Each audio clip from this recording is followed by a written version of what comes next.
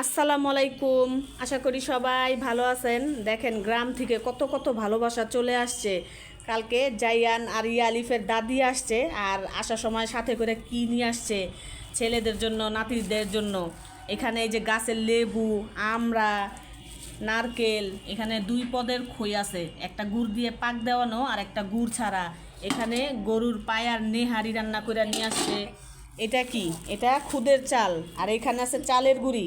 তো গ্রামের এই যে একটা জিনিস দেখলে খুবই ভালো লাগে, যে এই যে কাপড় দিয়ে বাইন্দা পোটলা পোটলা করে নিয়ে আসে, এটাই খুব সুন্দর লাগে।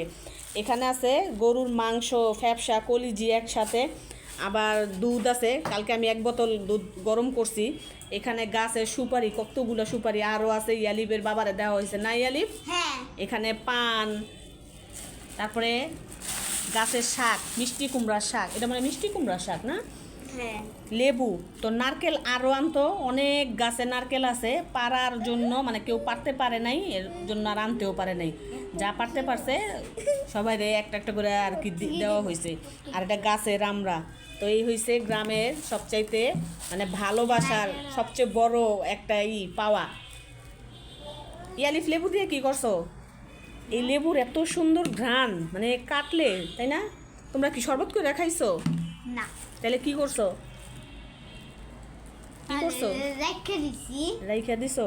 আমাদের কিন্তু অর্ধেক আমরা খাওয়া হয়েছে কালকে বিট লবণ দিয়ে। তো এই হচ্ছে ভালোবাসা। পরে খাবো।